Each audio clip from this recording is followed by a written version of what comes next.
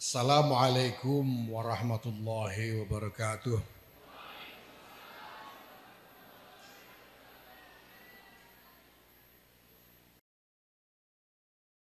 Alhamdulillah wa syukurillah wassalatu wassalamu ala rasulillah Sayyidina Maulana Muhammadin ibn Abdullah wa ala alihi wa sahbihi wa mawala. Amma ba'd. Yang mulia Rais Syuriah Pengurus Wilayah Nahdlatul Ulama Provinsi Bengkulu, Kiai Hasbullah Ahmad, yang saya hormati Khatib Am Pengurus Besar Nahdlatul Ulama Kiai Ahmad Said Asrori, beserta jajaran PPNU yang hadir di sini, ada Wakil Ketua Umum Kiai Amin Said Husni, ada ketua-ketua Kiai Miftah Faqih dan Pak Muhammad Faisal, ada Wakil Bendahara Pak Aswandi Rahman. Yang saya hormati Ketua Tanfidiyah Pengurus Wilayah Nahdlatul Ulama Provinsi Bengkulu, Pak Khairuddin Wahid. Ini dulu sempat bareng dengan saya di Pondok Krapyak, Jogja sana.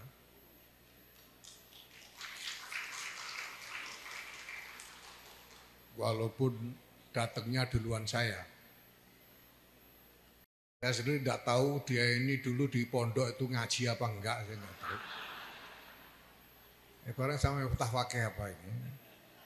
Satu-satunya yang diketahui tentang sejarahnya di Krapyak itu dia pernah nyapu halaman pondok karena ditakzir. Saya kira barokahnya itu lalu jadi ketua PWNU.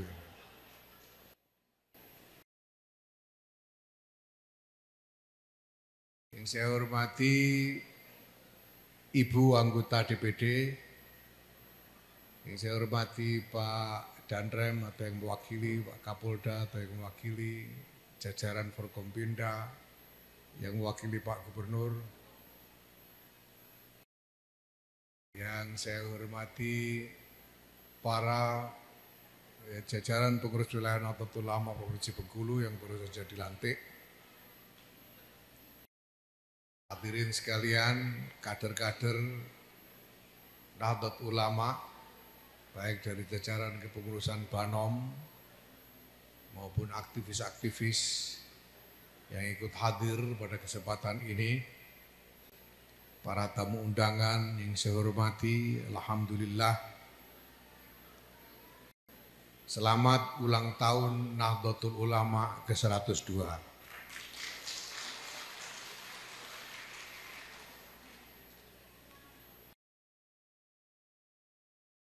Sudah lebih satu abad Nahdlatul Ulama hadir di tengah-tengah masyarakat bangsa ini dan di tengah-tengah kemanusiaan. Telah turun-temurun khidmah dilakukan dari generasi ke generasi. Mereka yang hari ini berkhidmah kepada Nahdlatul Ulama rata-rata atau sebagian besar adalah orang-orang yang memang dididik oleh khadim Nahdlatul Ulama generasi yang terdahulu. Jadi ini adalah khidmah turun-temurun. Dan setelah lebih satu abad ini, sebagaimana saya sampaikan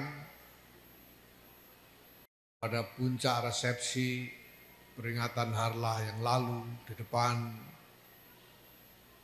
Presiden Prabowo Subianto, hari ini kita mewarisi tinggalan berupa inisiatif-inisiatif yang terlembagakan maupun inisiatif-inisiatif yang ditradisikan yang begitu banyak dan kompleks yang berskala raksasa. Secara nasional kita punya lebih 26.000 pesantren, lebih 10.000 sekolah dan madrasah, ratusan rumah sakit, ratusan perguruan tinggi. Kita punya struktur kepengurusan sampai ke ranting di tingkat desa. Bengkulu sudah nyampe ranting belum, Pak Khairuddin? Alhamdulillah sudah. Mulai dari tingkat nasional sampai ke tingkat desa. Yang tempo hari kita jumlah personilnya, personil pengurus NU dari tingkat pusat sampai ranting yang di SK itu jumlahnya tidak kurang dari 2 juta personil pengurusnya tok. Masya Allah. Sementara itu kita juga punya 14 badan otonom. Organisasi-organisasi yang mandiri tapi yang terafiliasi dan terikat secara struktural kepada Nahdlatul Ulama. Seperti Muslimat NU, Gerakan Pemuda Ansor, Fatayat NU, IPNU, IPPNU dan lain-lain yang strukturnya juga beriringan dengan struktur NU. Maka seharusnya kalau NU strukturnya sudah sampai ke desa strukturnya, maka Banom-Banom ini juga harus membangun struktur organisasi sampai ke tingkat desa, di tingkat ranting. Ini Masya Allah, ini warisan yang luar biasa raksasa. Nah, saya katakan bahwa sekarang saatnya kita berkonsolidasi agar semua keseluruhan warisan-warisan besar itu bisa kita kelola secara lebih baik, kita kelola secara lebih sistematis, lebih rapi, lebih terarah dan koheren. Koheren itu artinya padu. Koheren itu seperti layaknya tubuh dengan anggota-anggota badannya. NU itu sebagai satu tubuh punya instrumen yang bermacam-macam, anggota-anggota badan yang bermacam-macam. Ada kiainya, ada muslimatnya, ada mahmudnya, fatayat ini, mamah muda maksudnya. Ada pemuda-pemuda dan remaja-remajanya. Ini harus seperti tubuh dengan anggota-anggota badan. Tubuh ini dalam setiap gerakannya, anggota-anggota badan mengikuti dengan serasi. Mendukung gerakan tubuh itu untuk memperkuat tubuh dan untuk memperkuat hasil yang menjadi tujuan dari gerakan itu. Itu namanya koheren. Kalau kita berjalan, kaki kiri melangkah ke depan, ya, yang terayun ke depan tangan kiri apa tangan kanan? Tangan kanan yang terayun ke depan, tangan kiri justru ke belakang. Kalau kita dari berdiri hendak sujud, biasanya lalu kedua tangan kita membantu kekuatan lutut ketika kita menekuk untuk bersujud. Demikian juga ketika hendak berdiri, otot-otot kita dengan anggota tubuh yang ada semuanya menopang kekuatan tubuh untuk bisa berdiri tegak kembali. Itu namanya koheren. Anggota tubuh NU ini bermacam-macam, seperti yang saya sebut tadi. Semuanya harus bergerak serasi sehingga apapun yang dilakukan oleh NU menjadi kuat,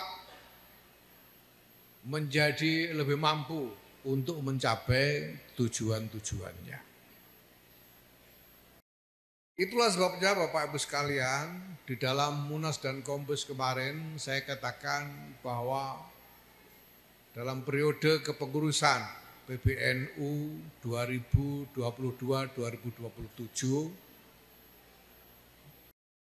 yang paling utama dijadikan sebagai agenda sebetulnya adalah konsolidasi.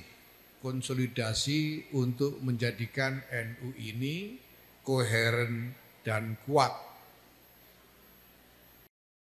Konsolidasi yang menyangkut 3 matra, yaitu yang pertama adalah konsolidasi tata kelola supaya organisasi kita ini terkelola dengan lebih baik. Aturan-aturan kita bereskan, penerapannya kita pandu dan kita awasi untuk kemudian dievaluasi untuk perbaikan-perbaikannya dan seterusnya. Ini konsolidasi tata kelola. Itu sebabnya sekarang kita punya banyak peraturan-peraturan perkumpulan untuk memperjelas aturan-aturan yang ada di dalam ADART kita. Kita juga melakukan sosialisasi secara gencar supaya seluruh jajaran kader paham mengenai aturan-aturan yang ada ini. Kita juga melakukan verifikasi dan validasi kepengurusan supaya kita mendapatkan kepastian bahwa orang-orang yang ada di dalam SK ini orangnya ada betulan. Jangan-jangan sudah ada di SK, sudah ditandatangani, orangnya enggak ada. Karena itu bisa terjadi. Dulu itu sudah pernah ada satu PWNU, PC-nya ada 29 PC, yang 18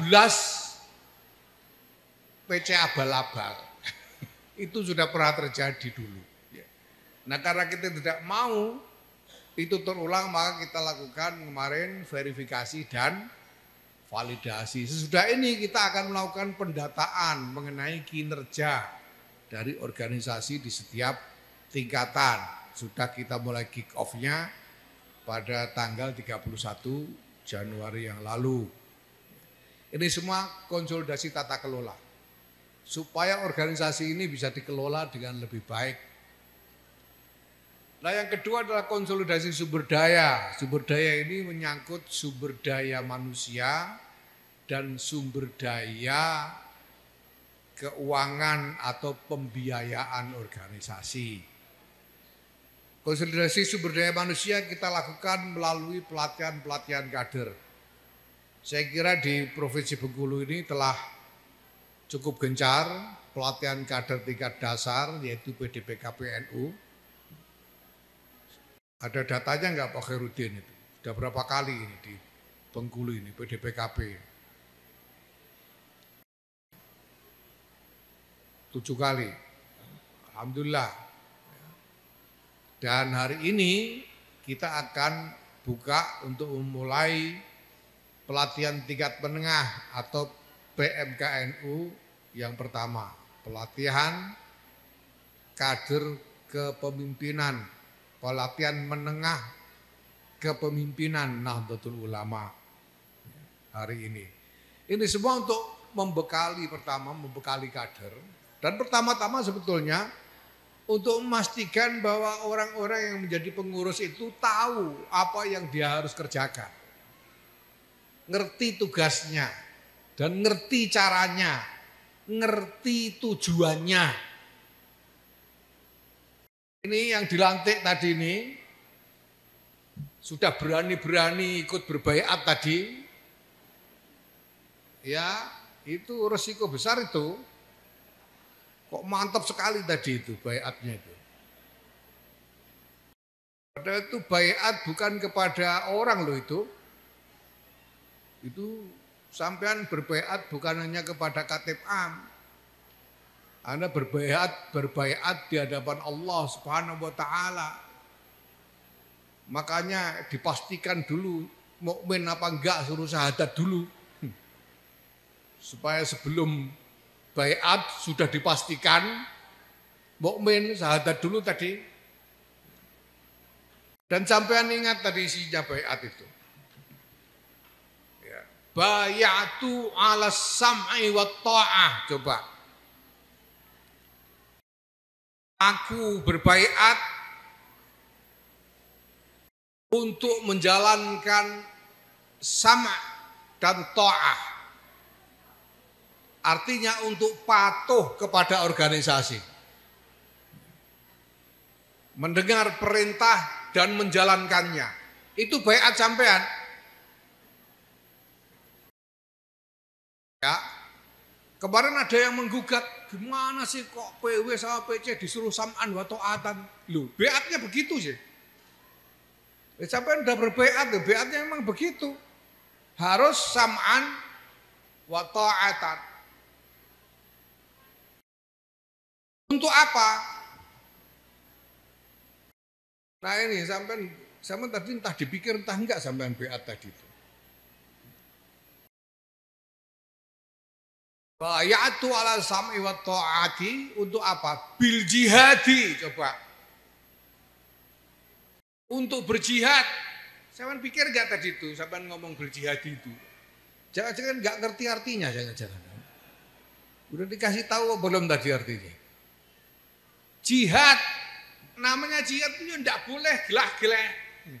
Tidak boleh seenaknya sendiri. Jihad itu artinya bersungguh-sungguh. Badlul juhdi. Itu berjihad. Ya. Mempersembahkan,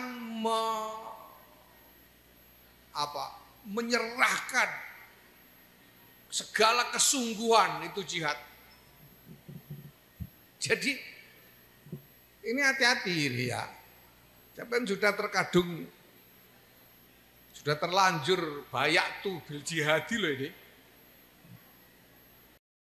Tidak boleh seenaknya sendiri, tidak boleh leha-leha. Jihad kok.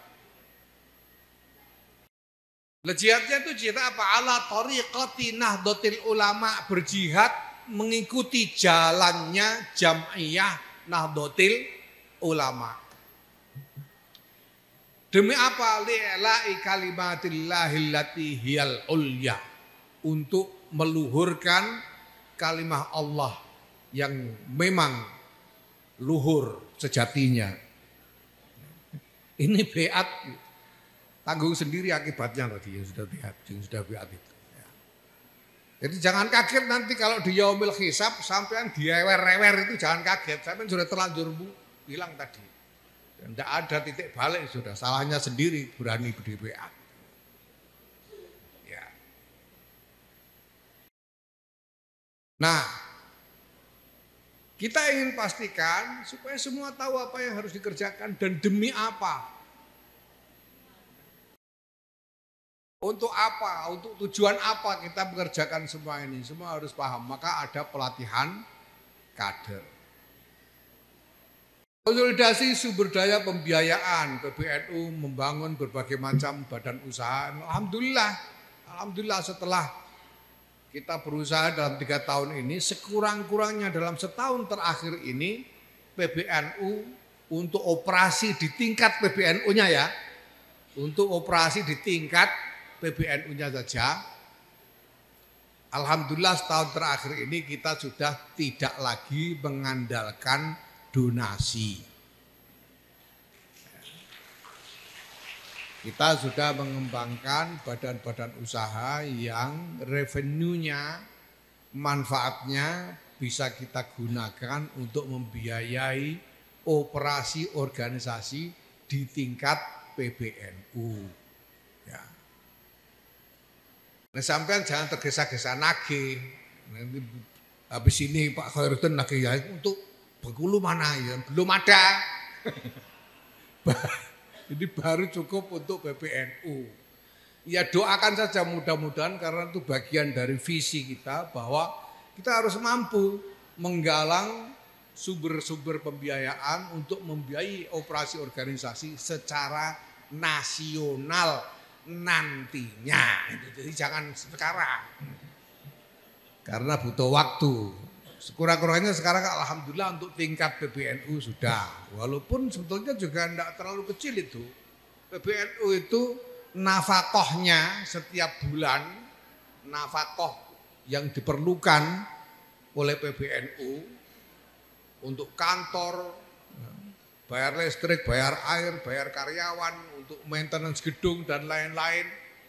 Dan untuk biaya perjalanan berbagai penugasan pengurus PBNU ke berbagai daerah itu setiap bulan rata-rata tidak kurang dari 1,3 miliar rupiah setiap bulan.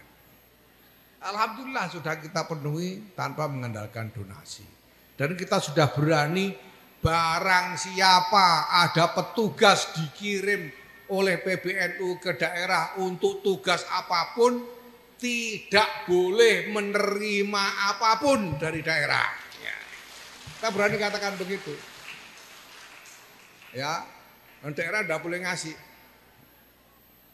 Jadi saya datang ke sini ini tugas PBNU, Katib Am, Wakil Ketua Umum, Pak Aswad itu kan tidak boleh menerima apapun dari PBNU. Ini Pak Mustafa Ke, Pak Muhammad Faisal ditugaskan oleh PBNU untuk menjadi instruktur juga tidak boleh menerima apapun. Kemarin ada ketua PBNU yang tapi kami rela kok. Kami ingin memberi rela, saya bilang tetap nggak boleh. Bahaya nanti kalau dia lebih setia sama sampean daripada sama saya kan bahaya, saya bilang. Tetap nggak boleh walaupun rela. Karena ini bagian dari konsolidasi tata kelola supaya ini jelas kita ini urusan kita ini, ya. Lalu konsolidasi agenda, program-program kita ini harus tersambung secara nasional, ini harus tersambung semua. Jangan jalan sendiri-sendiri, nggak keru-keruan. Harus tersambung secara nasional dari pusat, lalu ke provinsi-provinsi yang beda, kabupaten sampai ke desa. Harus sambung. Ya. Maka sekarang PBNU sudah punya rencana strategis nasional. Sudah ada. Nah, renstra nasional nanti harus dijabarkan menjadi renstra wilayah. Di beberapa PW sudah jalan, Jawa Timur, Jakarta, Jawa Tengah, Jawa Barat, mana lagi Lampung saya kira sudah, Sulawesi Selatan sudah. Nanti Bengkulu juga harus begitu. Dari renstra nasional itu dijabarkan menjadi renstra PWNU Bengkulu. Disesuaikan dengan potensi-potensi Bengkulu sendiri. Habis itu dari Bengkulu dibawa ke renstra cabang. Ada berapa cabang di sini? 10 cabang ya. Nanti dijabarkan lagi menjadi 10 renstra cabang yang berbeda-beda. Supaya apa? Supaya sambung semua. Yang dilakukan Bengkulu ini nyambung dengan yang dilakukan Sumatera Selatan, nyambung yang dilakukan Papua Selatan. Semuanya ada sambungannya di dalam renstra nasional itu. Ini namanya konsolidasi agenda. Nah dalam kerangka ini juga Bapak Ibu sekalian, saya menyatakan bahwa Nahdlatul Ulama dengan keseluruhan infrastrukturnya yang terkonsolidasi menyediakan diri untuk kerjasama dengan pihak manapun, terutama dengan pemerintah untuk program-program agenda-agenda yang ditujukan bagi kemaslahatan masyarakat. Sekarang ini PBNU sudah mempunyai kesepakatan kerjasama dengan hampir semua kementerian dalam rangkaian peringatan Harlah 102 kemarin saja kita sudah berapa menteri itu kemarin itu. Menteri PMK, Menteri BKKBN, Menteri PPPA, Menteri PPMI, Menteri HAM, Menbulog, kemudian BGN, Lemhanas, mana lagi? Udah, PPMI ya. 8. Dalam rangkaian Harlah ini kemarin 8. Sebelum itu sudah semua Kementerian Agama, Pendidikan, apalagi yang dulu sudah ada Kominfo dan lain-lain. Hampir semua kementerian. Kenapa? Karena kementerian-kementerian ini punya program-program untuk kemaslahatan rakyat dan kita menyediakan diri sebagai salah satu saluran untuk memastikan agar manfaat dari program-program itu sungguh-sungguh sampai kepada rakyat di tingkat bawah. Dan rakyat sungguh-sungguh bisa melaksanakannya, bisa merasakannya. Ya, ini yang, nah maka kami berharap ini Pak yang mewakili Pak Gubernur ya, bahwa di tingkat provinsi Bengkulu ini mudah-mudahan juga bisa berlangsung kerjasama seperti itu. Karena gubernur juga pasti punya program-program untuk kemaslahatan. Silakan nanti diajak. Ya mungkin sebetulnya saya ingin titip saja PWNU Bengkulu ini ya kepada pemerintah Provinsi Bengkulu. Mereka ini kader-kader yang kami didik, kami konsolidasikan, kami organisir untuk menjalankan macam-macam program dan sekarang sudah sejumlah program pemerintah sudah berjalan. Saya kira yang dari Kemenak program keluarga sakinah misalnya mungkin sudah jalan di Bengkulu ini ya. Nah nanti kalau ada program provinsi yang bisa dijalankan melalui NU mudah-mudahan itu juga bisa dikerjakan kerjasamanya seperti itu. Nah nanti di kabupaten-kabupaten dengan cabang juga sama. Jadi kita ingin menyediakan diri. Nah kalau tadi Pak Khairuddin mengatakan bahwa Bengkulu ini masyarakat aswaja tapi belum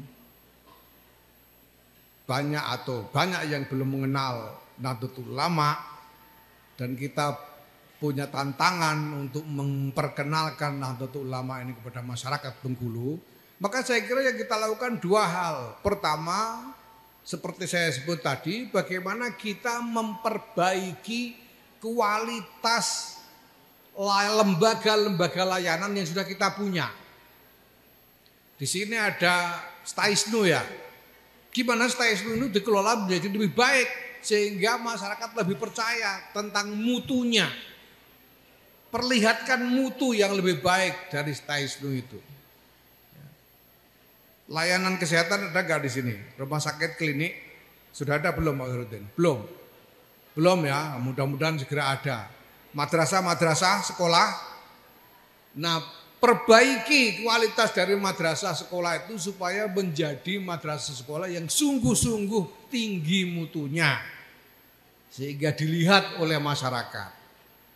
Itu yang pertama. Yang kedua, dengan cara menyambungkan diri secara lebih luas kepada masyarakat. Dan ini terutama bagi kader-kader kita harus kita jadikan sikap mental.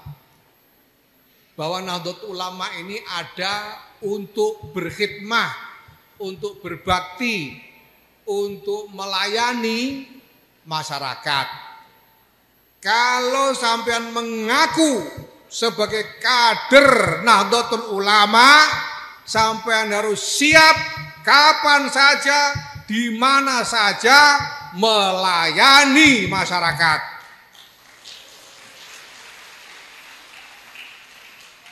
Ya, kalau males sudah ndak usah ngaku-ngaku NU sudah sana. Kalau berani ngaku NU harus siap melayani masyarakat kapan saja, dalam keadaan yang bagaimanapun, selama kita mampu kita harus melayani masyarakat. Ketemu orang kesusahan di tengah jalan harus turun tangan. Ya. Apalagi di kampung ada persoalan yang harus ditangani, harus ikut membantu. Dan perlihatkan, biarkan orang tahu bahwa kita adalah kader-kader Nahdlatul Ulama, kita adalah kader-kader yang dididik dan dibaiat untuk melayani masyarakat.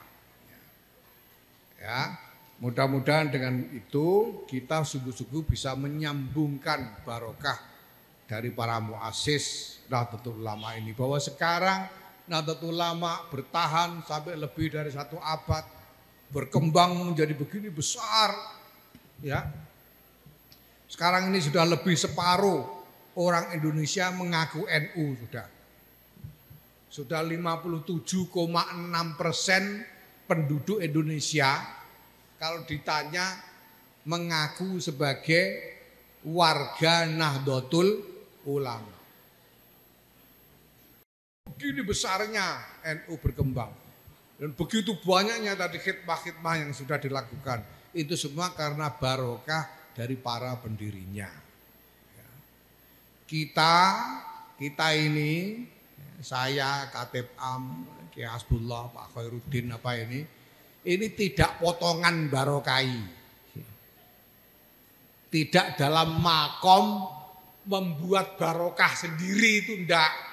Jauh Khairuddin nyapu pondok aja ngos-ngosan kok. Jauh kalau bikin barokah sendiri, jauh, enggak. Kedudukan kita apa? Kedudukan kita itu sebagai penyambung barokahnya para muassis. Kalau sekarang Khairuddin Wahid bisa jadi profesor, doktor, jadi ketua PWNU, ini karena barokahnya muassis. Kalau Yahya Stakuf sekarang jadi ketua umum PBNU, ini barokahnya muassis. Kalau sekarang kita menjalankan program konsolidasi dan lain-lain, itu semua barokahnya muassis. Mari kita berusaha supaya semua yang kita lakukan ini sungguh-sungguh kita perhitungkan untuk mendatangkan manfaat dan maslahat.